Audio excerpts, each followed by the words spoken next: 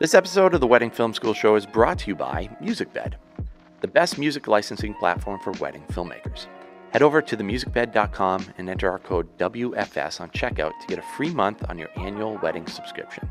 Now, on to the show. You mentioned the word trust. That is huge. Let's talk photography and let's talk videography. Like, this is number one when we start budget analysis. Those are the two things that you get to take with you once the event has finished. You know, you have probably a little bit more money for the photographer. I've heard that that's changing. I would rather make adjustments in other areas of the budget, whether that's flowers, whether that's entertainment. If that affords you the right cinematographer and the right photographer, let's prioritize this. For those who have never planned a wedding, like Godspeed, the venue, whether it's, a photographer, a videographer, how many shooters are you getting? How many hours of coverage are you getting? What are the edits you get? These are not questions that couples are necessarily positioned to ask off the rip. Everybody cares about, like, in the moment, how do you feel? I want to look at an image and feel that energy.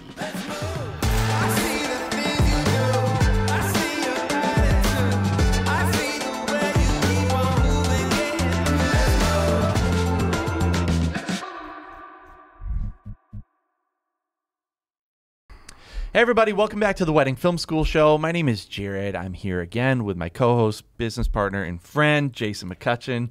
Jay's in the house. What's up, man? How was your weekend? You know, this weekend it was rainy, and so rainy. I didn't do much. I hung out with my kid. Yes. Played video games. This is my last weekend before, I don't even know. I think every single Saturday I have a wedding from here on out. Until you die. Until I die, pretty much. In October is when I'm going to die. Yeah. Well, I luckily get a couple weeks off because I'm having a new human in June. A new model. But, it should be a good season. But so today we have another wedding planner guest. And what's funny is, like, I love having wedding planners on the show. Even I remember before, if you don't know, before we were doing Wedding Film School, Jared and I had a show called Wedding Pros, and we were much more like initially wanting to do like an industry podcast with filmmaking creative kind of emphasis because that's who we are. But we always wanted to have planners on and all this because, like, we're fascinated about what they do. They're pivotal to our business, and really, like, it's really interesting, like, a wedding planner is really pivotal to, like, the actual film you make, right? Mm-hmm. Yeah, I think so. It's fun learning about other parts of the industry. I think it makes you a better teammate to photographers, planners, whoever, just learning about other parts of the industry. If you're just, on videographer forums, and if you're just kind of hanging out in your own space, you kind of limit yourself, right? Yeah, you want to do the best you can, but it needs to be within the context of what they're doing, right? And not just like, yes. If you have commercial filmmaking skills and you go and you can't apply that in every environment. You need to know what their goals are. Yep. So this is a planner who, one of my favorite planners and someone I really care about and love what they do. This is Kristyn Kerkorian from Kerkorian Events. How you doing, Kristyn? Hi, guys. Thrilled to be here. Thank you for having me. Of course. And Kristyn, we've known you for feels like forever at this point. Tell us a little bit about your background for some of our audience. How did you get started in events? What was your evolution into starting Kerkorian? Sure. All right. So I live and breathe for hospitality. I knew very early on this is a field I wanted to get into. I went to school at Boston University and graduated far too long ago that I care to admit from the school. 2010 she graduated. Yeah. Exactly right. From hospitality and started. That's a degree? It was a degree. Wow. It was a degree. It was a very small school within BU at the time. I think there was only like 350 students. Now it's grown, and I mean, gosh, there's like thousands. So it's become a hot commodity. Is that where you get all your employees from now? You could say interns, for sure. Yeah. But I took that and I started on the hotel side. Career start at the Ritz-Carlton. Well, it was the former Ritz-Carlton. It's now the O, Palm Beach. And from there, a few other properties. One of my favorites was the Colonnade Hotel in Back Bay, Boston. I was catering manager there for about 4 years. Tremendous experience, learning a lot of the back of the house operations, banquet event orders, understanding packages, what's included, what's not, all that good stuff. was introduced to you fine gentlemen. And then most recently was at the Boston Red Sox, handling special events for them, as well as at Fenway Park. And that was a tremendous experience, very unique property, obviously a ton of different events. And then in 2017, I finally had the courage to launch Kerkorian Weddings and Events. And it is by far the best decision I ever made.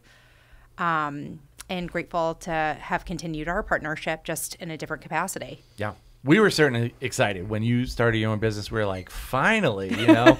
Thank you. Because, you know, we had worked with you at Fenway, you know. Mm-hmm. Did we work at the Colonnade with the? I don't think we've ever. I don't think so. Do they do events anymore? I think that I don't know if it, no.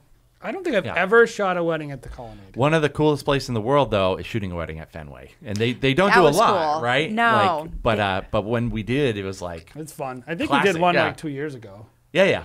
But We've done a handful. it seems pretty infrequent anyway. Yeah. But yeah, we were very excited and obviously have worked with you plenty, which is why I think we thought it would be great to have you on. Thank you. Is to really talk about relationship with planners and videographers and photographers and just help our audience kind of understand, you know, what a planner is looking for, kind of pick your brain a little bit on just, you know, best practices, not only on the wedding day itself. I think we put a lot of emphasis on the wedding day itself, like, hey, you stay in your lane, whatever, conversations we might have, but also what does it look like leading up to the day too, and kind of having that relationship. So yeah, very excited to have you on because I think you're one of the best. You're obviously been doing it for a while now. So, but we want to talk a little bit about just general like trust, right, between photographer, videographer, and wedding planners. So. Let's talk a little bit about kind of your process. Sure. You know, maybe start us off at the very beginning, help us understand just when you get a new client, what kind of your priorities are. Yeah. Leading into the beginning stages of the process. Sure. So initial inquiry comes in, and I'm a firm believer of having a conversation, a very candid conversation with the couple right up front. We talk about a whole slew of things, their vision, their hope for a wedding, their expectations of me as a planner, and then I share a little bit about my process and what I do, and we figure out whether or not it's the right fit. From there, once a contract has been signed, and we understand that we're going to be moving forward, we've solidified the venue, the date, and so forth. Part of my job is to assemble the vendor team. I should just back up and say, you mentioned the word trust. That is huge. So I think that the trust begins initially with my interaction with the client and letting them know not only my qualifications as an event planner, they've certainly seen my work, whether it's on Instagram, my website, whatever it may be, that there's already an established amount of trust there where they will defer to me. Most of the couples that I work with defer to me on my expertise and the resources that I have. You both happen to be one of our preferred cinematography companies. I mean, one of my first calls is always to you. I think it's fair to say that you virtually have very little interaction with the client during our initial call. It's not until later into the process that we have an open dialogue, all of us together. Yep. So one of the services that we offer is budget development, and it's really important from the get-go, I think, to have an initial understanding of what the total investment for anyone's wedding is going to be. And part of what I do is I dig a little bit deeper into the elements that are important to the couple, and I help allocate those funds in areas that are going to be most impactful for them as a couple. What is most important to them? Two of the things that are most important to me that I always suggest, and something that we always approach first, is photography and videography. Cannot stress this enough. Like, this is number one when we start budget analysis is let's talk photography and let's talk videography, because essentially those are the two, this is the story that is being told. Those are the two things that you get to take with you once the event has finished. Of course, you're going to remember the energy of the band. You're going to remember your meal. But these are the images that you get to keep for a lifetime. You can always go back to your video and watch it, even if it's a recap. So that's something I'm pretty clear about contracting and sharing up front to get that ball in motion. Yeah. You know, I always think about, because I've heard that from a few planners and just around the industry. I feel like that's becoming the way it's sold. But it is interesting, like statistically speaking, like I think it's like 5 to 7% of someone's budget is anyone who gets video. It's about 5 to 7% of the total budget. Maybe 10% of the budget and the top end would be photography, and then obviously that goes down the bigger the budget gets. Like, you know, you're not gonna have a. Well, I guess if you're Jose Villa, you might make $60K on a wedding, but in general, you know. But it's interesting to me how much, like, if you're in this industry, how few people actually understand how much everything else costs except for themselves.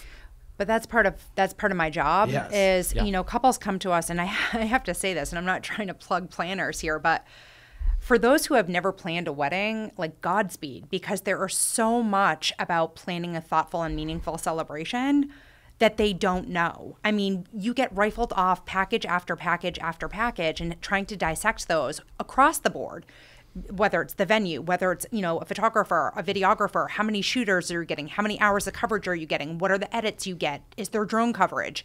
These are not questions that couples are necessarily positioned to ask off the rip. They don't know. This is where we guide them. And I'll share with them, like, if we're out in a gorgeous, you know, tented celebration, the one that we had in Sherborne last year, we talked about that. One of the things right immediately, because there were multiple tents on property and we wanted that overhead coverage. The property was super special to the family. We added drone coverage. They didn't even know, like, that would have been an option to have had added. So, again, we go back to the trust element, both, you know, client side as well as vendor relations. You know, we're working together to create these meaningful films that the couples will love. But even the process of, like, managing the budget, it's not this infinite budget. No. Like flowers are a great example. If you bring up flowers, like, to a luxury filmmaker, like, they're like, oh, big flowers means I'll get paid, right? But if you bring up flowers to, like, a person, they're like, oh, they can't even give me $5K, but they can spend $20K on flowers. And they don't understand, like, that the planner can't just make flowers cost whatever they want them to cost. So what's interesting about this, there's two things immediately that stand out to me whenever I'm working with a photographer or cinematographer. The two main qualities to look for is number one, that you're behind the scenes. You're not right there with the camera in their face. And the other thing is that you could take pretty much any design, any wedding, and make it look spectacular based on the angles and cuts that you are capturing. So when I'm working with a couple, and that's no slight on the budgets and the investment, because I'm fortunate to work with couples who do have healthier budgets and appetites with what they want decor and design-wise. And it does not fall lost on me. I'm very grateful to be able to design in that capacity. I know that's not the story with every couple. However, it's important, and we've gone through this, Jason, like, when we're shooting a room together or details, you and I, you know, a lot of times we're working together and I'll be like, did you get this angle? Did you get this cut? Because I know the couple works specifically, like, we got those escort cards. There's hand calligraphy that's super important to them. You know, that was a special way of setting whatever it may be. That we work together to capture. Their grandmother's font. Yeah, things that you would never know unless you had the communication. Yeah. But I think it's really important to also know, I am willing, and I can't speak on behalf of all planners, but I am certainly one of them, and I'll put myself out there and say this. I would rather make adjustments in other areas of the budget, whether that's flowers, whether that's entertainment. Maybe you don't have, like, the live, you know, quartet for ceremony. Maybe we reduce it to a trio. Maybe we do a duo. Maybe we have a solo keyboardist, whatever it may be. If that affords you the right cinematographer and the right photographer, I always advise, let's make adjustments elsewhere. Let's prioritize this. Yeah. So I think videographers have always kind of had a little bit of, like, a, I don't know, a Napoleon complex when it comes to, like, photographer budget versus videographer budget. Traditionally, I've always felt like, you know, you have probably a little bit more money for the photographer and a little less money for the videographer. Yeah. I've heard that that's changing. Like, maybe there's, like, a lump sum, and you split it maybe 50-50, or you change it depending on the couple's needs, right? What the couple is expressing as important to them. Do you feel like things are changing in that way? Yeah, I do. And what I admire in particular about what you've done with your company is you've made it attainable for all, right? So you have Stop Go Love, which is, we do probably 70% of our business with Stop Go Love. But you also have this niche, this luxury market niche that is Huxley Film. Pricing starts anywhere between $10K and up, depending on the number of days of coverage, et cetera. So some of our clients want that. They want a more comprehensive story. They want the details the night before. I'm inclined to say that absolutely. I think that cinematography pricing is matching photography, maybe ever so slightly, just under, but by far, I think that it's important to have both. Do you find couples, like when they, I think, well, my first question. Yeah. Do you find most couples seem to understand photography, right? Basically. They do and they don't. What don't they understand about photography? They don't always understand. So, and this is interesting because I've taken the time. I love photography. Clearly you guys have seen me on on wedding day. I love to offer like a little bit of guidance. Respectfully, I do. But I think that they don't understand. There's so many different, like the lens type that you're having, the edit, the coloration of your gallery, the number of pictures in your gallery, the edit time, the number of shooters, the number of hours of coverage. Those are all things I look for. I also look for the diversity and the candid images in every gallery now. Gone are the days of these like posy pose moments. Even gone are the days, and we talked about this earlier about, the getting ready moments. Like, nobody really cares about that anymore. Everybody cares about like in the moment, how did you feel? I want to look at an image and feel that energy. Couples don't always know that. They don't know to ask for a full gallery, so that they could take a look at somebody's work.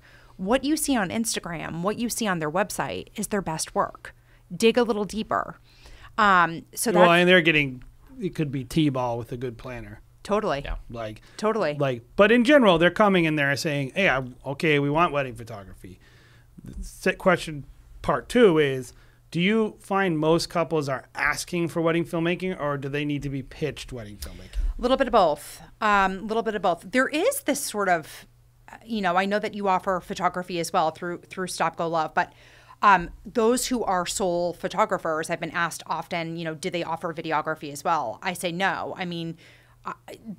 Most often it's somebody who is a sole photographer and somebody who also focuses on videography, separate parties. Yep. It's a rarity that you have a company that encompasses both, which you both do, and I think that's fantastic. Yeah. For us, though, it's very lopsided. It's like filmmaking, like we both are filmmakers at heart. I just love photography. So it's like, if I can squeeze in a few, to, scratch that itch. Sure. And like really give couples my full attention. And I'm only doing like 5 a little bit to 8 sure. a year, maybe. It's like convenience for couples. But in general, like. I'm prompting it. Yeah. It's something I'm prompting. Yeah, people 9 don't. 9 out of 10 times I'm prompting it. Yeah. I will have couples say to me, do we need a videographer? Mm-hmm. And do they even know what it is? Like, because I do think like most people, they have Instagram, right? They know how to interact with the idea of a photo, right? They're like, I want photos. I take photos. I understand photos, and I want them. I'm not sure. Like I think in the industry right now, it could be going up, but as of like 2 years ago, it was like 60% of couples got a filmmaker, and 98% booked a photographer. So it's like at every single wedding, you're gonna have a photographer, and then you'll have.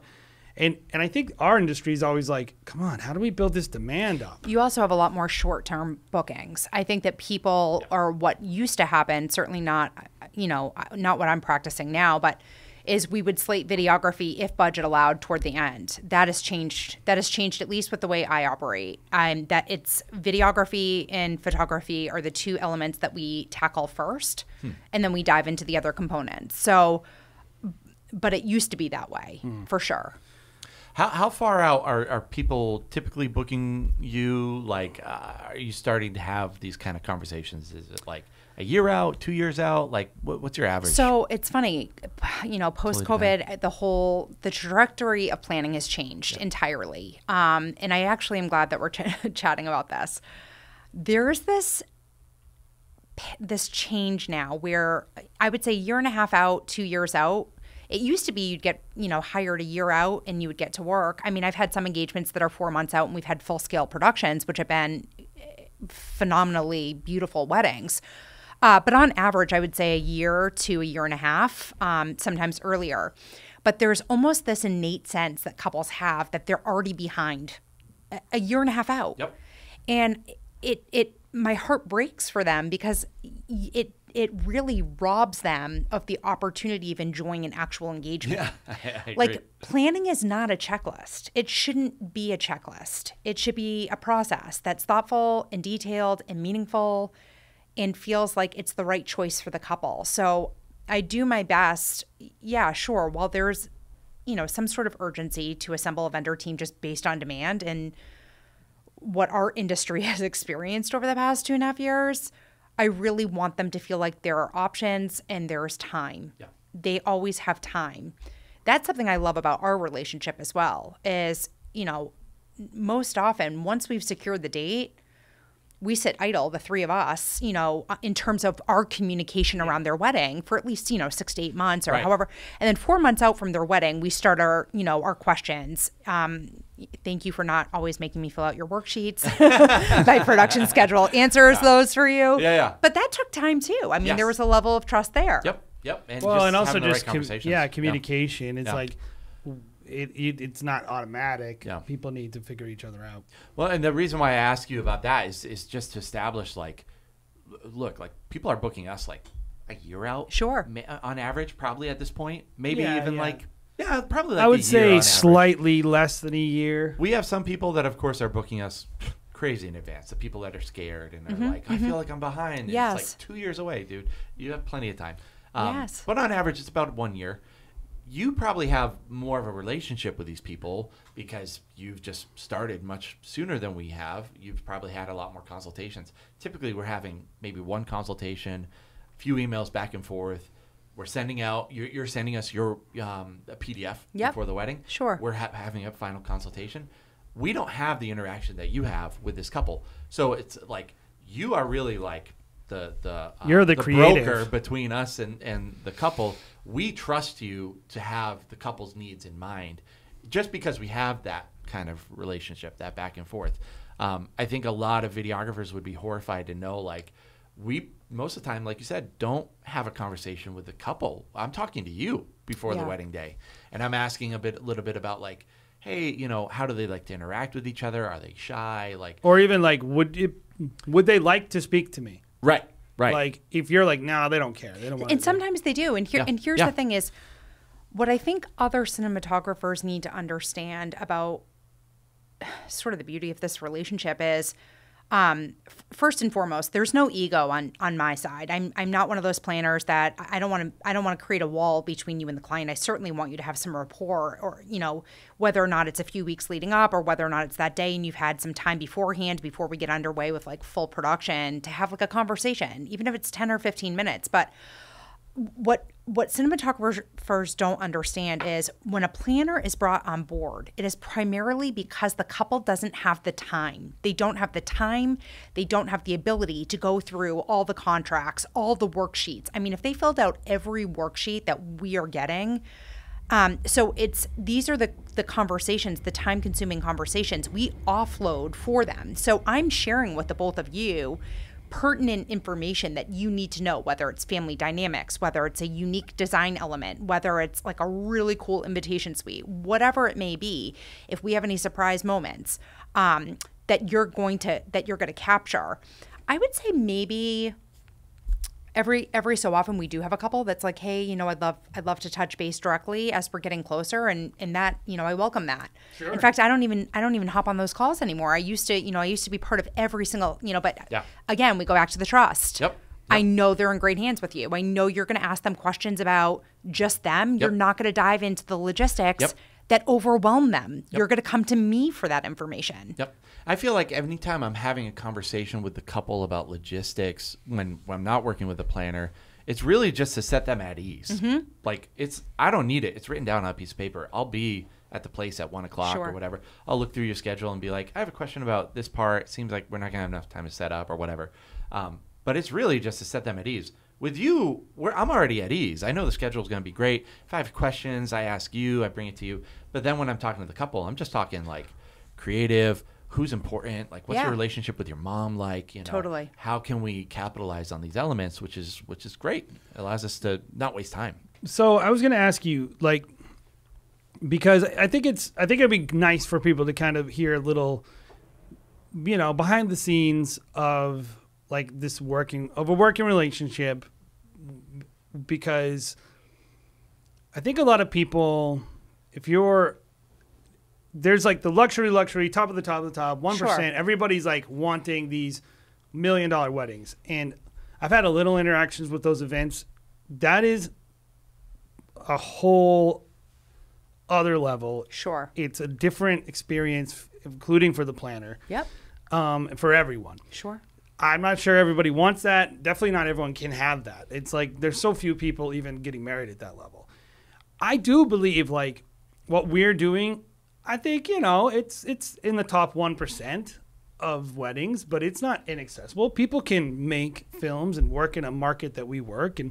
And so myself, and I don't know about you, you're probably going to ascend past us soon. No. So, but like, I think it's interesting for people to know like what it's like to actually work. So I think we should talk specifically, and maybe we talk a little bit about that BTS we did on our channel. So if you're listening, you can go watch this. Kristyn was the planner on a wedding we did in February. February 2023. Yep. And so we did this BTS video, and like that's a really good example, Jared, of like a typical Kristyn Kerkorian experience on our end, in terms of like, this is what I'll describe it. I think I've said this to you a couple of times, but very detailed timelines, right? She gives us like even like room layouts with graphical like top-down displays of what to Which look. is great, by the way. I we love that. Yeah. Yeah. Because we can plan our lighting, we can plan our camera angles. It's awesome. Kristyn has like, we did not speak to that couple, I don't believe, really. It was like, hey, I need you at this event, blah, blah, blah. And it was at the Newport, which used to be the Newberry, which used to be the Ritz-Carlton. They redid that hotel. And it was kind of just like everything that like make really beautiful reception, epic florals, kind of like even like the type of couple was, I would say, like the type of couple you typically work with. So I think it's a good one to talk about. So why don't we talk a little bit about kind of that schedule and that day? Like, what were some of the things that they wanted out of that day that maybe were unique to them? Absolutely. Okay. So interesting piece of this as well, and I should share this, is I had the privilege of not only planning their wedding, but I'm also planning the groom's sister's wedding that is upcoming this October that you both are shooting as well. And they're actually going through Huxley for that film. They're a fun family. So this family is dynamite, right? Like I met them, there was an instant rapport. It started with the father of the bride, then the mother of the bride. That guy is really funny. And we just all became fast friends, which is really, and I have to say this, that's what makes me beat, right? Like that's what makes me tick. I look for those relationships, and then that trust, it just naturally and organically strengthens and develops. We brought you on board, which was phenomenal. You did not have contact with the client. We chatted pretty much. We talked through the schedule. I knew that there were elements. I had talked many times with a couple about areas that were most important. For them, it was just having a big, big party. Ironically, that wedding was slated to happen at the Four Seasons Hotel that underwent a major lobby renovation. We had to move the wedding from the Four Seasons to the Newberry. And when we did that, it's the first time the Newberry has ever had this blueprint, which I thought was so cool, as we took over the entirety of the floor. And we had dinner in the assembly ballroom. That's the first time they've done that. They should do that every time. Right? Yeah, so such a cool layout. Yep. So we flipped. We had the garden room for their ceremony. They went out into the assembly foyer. greeted by all servers that lined that long aisleway with champagne and drinks, with a nice warm welcome into the assembly foyer. They had cocktails there. While they were enjoying cocktails, we had a team over at the garden room flipping that into the after party space with a dance floor, band, et cetera, et cetera. And then they had dinner in the assembly. So the format was different. They pushed 231 or 32 guests for that wedding. So we knew that the format was something we definitely wanted to capitalize on. We had a trio lead them from dinner into the dancing area, which was a moment we definitely talked to you about capturing that as well. The suites that they had while they were getting ready, again, we touched on that. We didn't really dive too deep, which again, I go back to sort of passé. Like nobody cares about like those actual, the flat lay, sure, the invitation, sure. But the dress, I'd rather see it on the bride than on a hanger, right? Same. And so, even though we get the dress every time, even though we get the dress, I mean, we'll get I feel it, the but same it's exact not. way.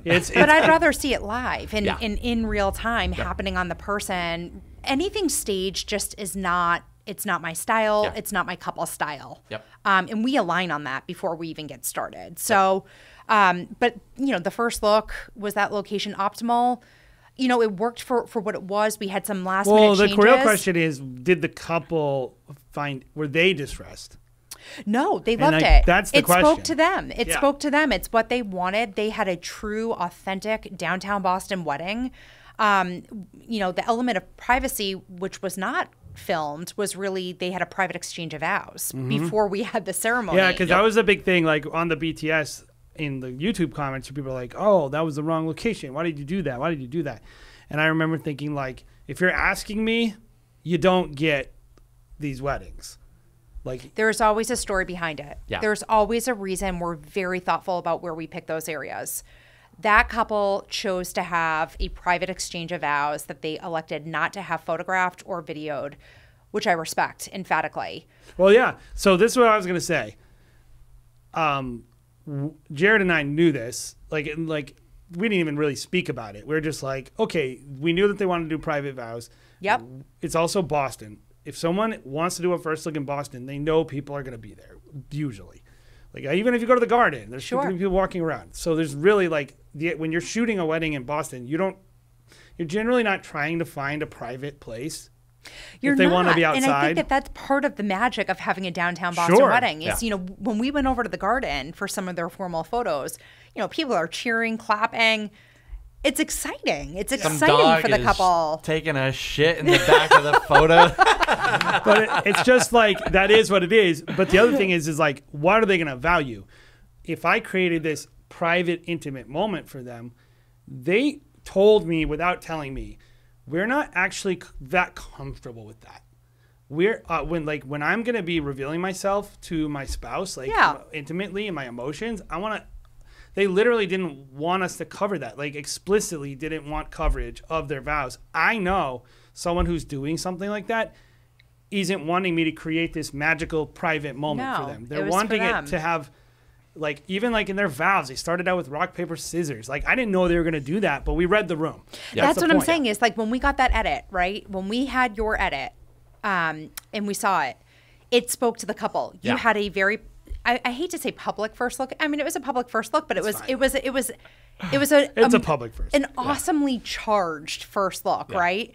That was complemented by the clips that you got, which was the authentic moments in their ceremony of them playing rock, paper, scissors. Like, that's their thing. You don't want to take a couple and try to jam their schedule into your film. You want your film to work around their personality, and ideally, and this isn't always the case, but I would say most of the planners we work, and definitely you, because like you trust us, we trust you. We know, hey, if she's saying, hey, we're gonna go outside, we're just gonna do it right out the door. Like, I'm assuming, okay, they must not find that this to be super important, so I don't have to think about it. I'm like, okay, I'm just going to shoot what's there. And like, we're going to put our emphasis on the other things, the other parts of the day. And I think that's really interesting is like how many filmmakers don't really, they don't work to get that kind of trust. They don't know how to read the schedule correctly. Like, they don't, like, Jared, how many times have I, like, said, like, this schedule's a problem? Oh. Not mine. No. Well, no, even on yours sometimes. Whoa. Yeah, even on yours sometimes, but not for me. Well, it's a problem if I want to do whatever I want to do. It's Got not it. a problem to the couple. Yeah. I'll say, like, well, I'm not going to be able to do X, Y, and Z. I don't bring it up to you. I don't ask you to change it. I just do something different. And you make it happen. I just make it happen. But here's the thing is I'm also the type of planner that's receptive to that type of feedback, right? Like I'm a firm believer, do not clip the wings of a creative. Yep. If you have something that you think is going to add value, bring that to my attention. And if we can make it happen, we'll make it happen. But it doesn't necessarily add value. It's my preconceived idea. It's not necessarily valuable. I actually find a lot of value in thinking differently. Yeah. So sometimes when you look at someone's schedule and you're like, all right, so they're telling me something. They're telling me what's important to them. What can I do that's important to them? Remember that couple, the Wano Club, a couple years ago? You know, I knew they didn't want to be portrayed in certain ways. Sure. It wasn't overly important to them to have a bunch of portrait work, let alone stage portrait work. Correct. Yeah. Like they didn't like we're shooting and they're like, okay, we're all set. Like they're done. It's not important to them. But we took those cues. Like Yes. we took those cues really well. That's my point. And here's what makes a phenomenal, videographer is you're not manipulating the narrative to get the story. Yep. You're just telling the story with what you're given. And there's a big difference between the two. I had a wedding last September. I'll never forget this. It was not your company. The couple insisted on having this company that was based out of California. And I did not feel good about it. I red flagged it. I told them I don't think this is a good idea. You called me about it.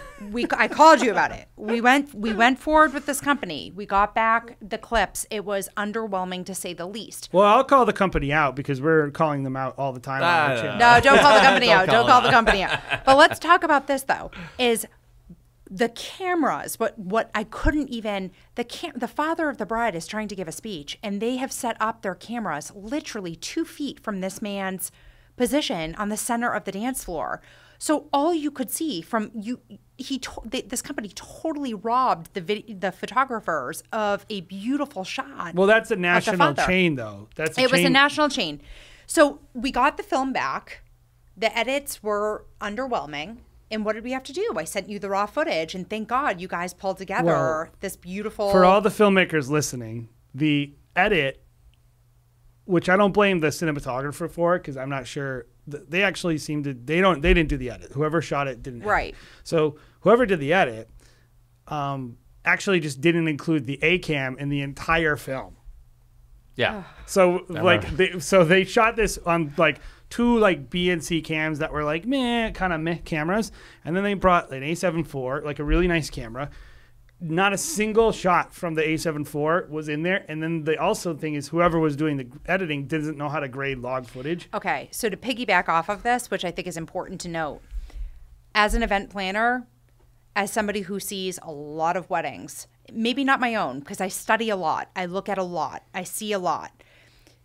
What separates a good from a great videographer as well is in the initial 10 seconds of that film, am I captivated? Do I want to continue to watch the rest? I can't tell you how many films I watch that open with this like scenic image that's heavy. It goes heavy real quick into the ceremony with like vows and crying. And sure, there's sentiment and there's emotion, and it's important to capture that in some capacity. But let's also talk about the celebration piece of it, right? So maybe we start with the celebration. Your films, what they say to me is that was an incredible, unforgettable night. And you tell the story with happiness, with all the emotions. There's all the emotions. But I think it starts with those first 10 seconds. Anyway, we did fix the film because the cinematographer they actually did a decent job. They weren't as bad as it seemed. No, it wasn't horrible. But it just was underwhelming. The total low touch of the company, the lack of attention to detail by the people making the film and all that junk. And it is what it is. I would say book those people at your own risk. Yes. Just to backtrack on kind of what you were saying before, Kristyn, I always think that people want to see themselves in their most idealized way, Sure. right?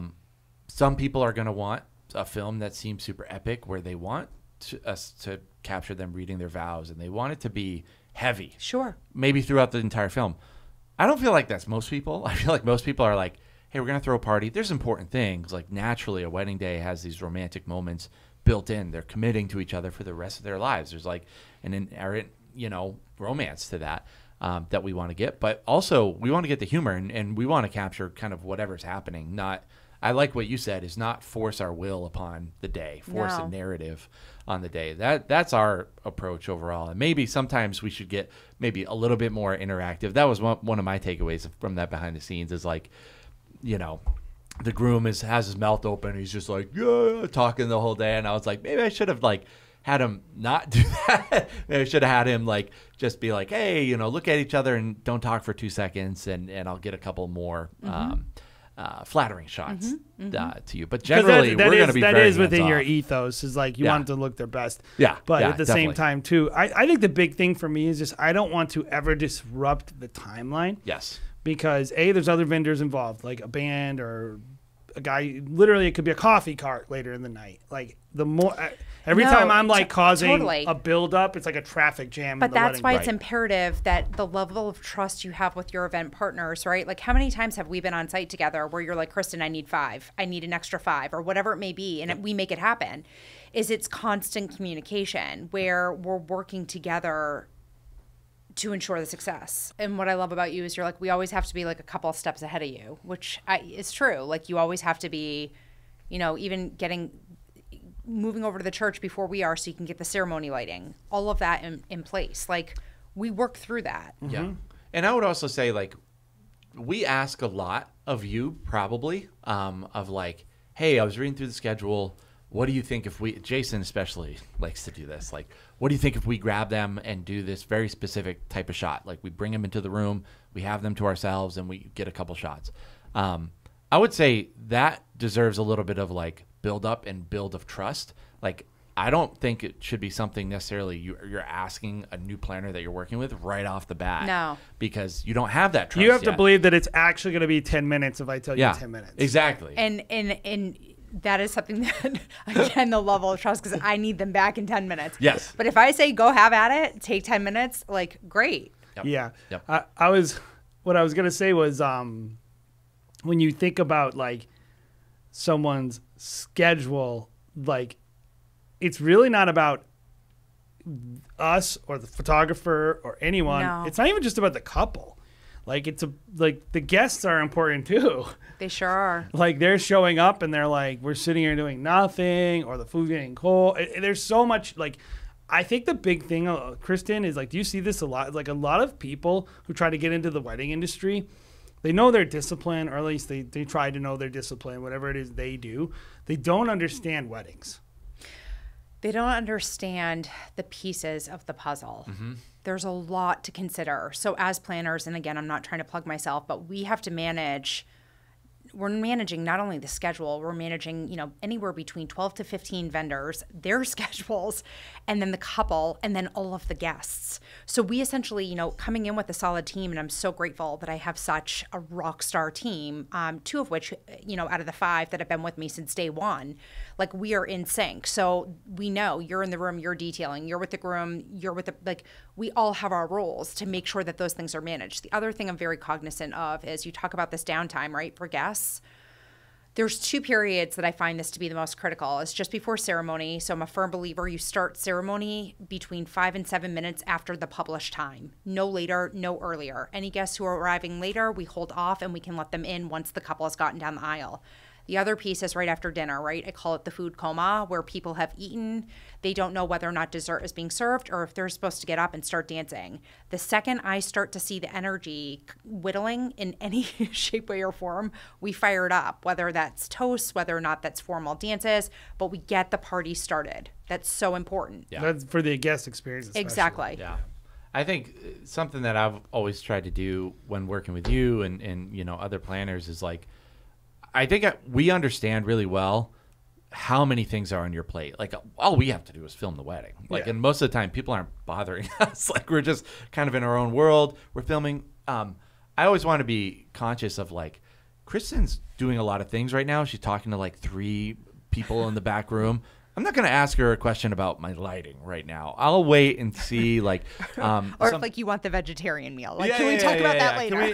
Exactly. And I think that's hard for a lot of people to just understand. If you're not in this world, if you're shooting backyard weddings, if you're, you know, in the barn or whatever, you know, literally you can do whatever you want. You absolutely can. Like, take them to the sunset. There's not anything going on. People are just drinking Coors Light, you know, watching the sun go over the cows, you know, in the background. Like, when you're working at downtown Boston wedding, there's so many more pieces to the puzzle. And I think that's really important as you kind of work your way up into these big ballroom, big, you know, 4-star, 5-star, you know, hotels, that, you know, there's a lot more going on than you even probably know about. So, last question. How much do you just love it when creatives don't look at your timelines? I mean, let's be honest here, Jason. I think for the first few months that you and I were together, like I'd send it to you and you'd be like, I'm not looking at a 25-page document.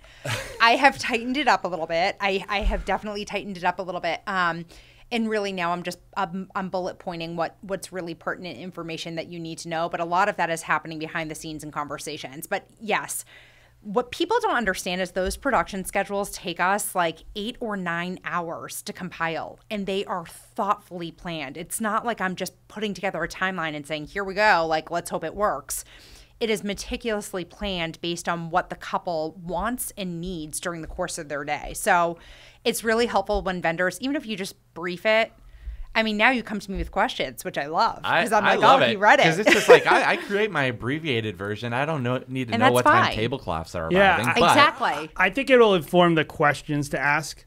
Sure. Like, it's like, oh, well, okay, this could be an issue. Hey, what about these 2 things? I also list all the key players now. Like on page 3, you have a list of all the key players, which is important. Yeah, well, so hopefully if you were listening to this podcast, you enjoyed it. Kristyn, thank you so much for coming on. You know, I always encourage, like, you know, for if you're out there listening, you get a Kristyn, get your own Kristyn, not mine. But get planners who you trust, who you enjoy working with, who help you make good work. I think that's how I always look at it. Like, I would hope that you would view us and say, like, what we're doing for you is helping you grow and helping you promote your business and helping you create a great experience for your couples. Yeah. And I feel the same way about what you do for us. And so I think that's what the opportunity is for filmmakers. And it's also fun. Like, the way that you work makes me want to do more weddings. Thank you. Doesn't make me want to do less. Compliment. Thank you. It makes me actually want, like, I feel invigorated, encouraged, energized by doing weddings with you. Thank you. And finding a good planner who's awesome at their job, and you don't have to figure out extra things. You make our job easier. We hope we make your job easier. You certainly do. And, you know, have fun along the way. Weddings are fun. Yeah. You know, it's really the coolest job in the world. Sure. So it's literally a party. You go to parties for work. That's what we do. Yeah. So it's fun. So thanks for coming on, and thank you so much. And where can people find you? My website, Kerkorianevents.com, or on Instagram at Kerkorian Weddings and Events. Nice. I know it's a mouthful. Sorry, guys. Yeah, so definitely check it out. And if you enjoyed that podcast, give us a little review. Check us out on YouTube at the Wedding Film School Show, or our main channel. We do education, gear, all that stuff. Wedding Film School, TikToks, Instagrams, all that stuff. So thank you guys so much for checking out our show, and we'll be back next week.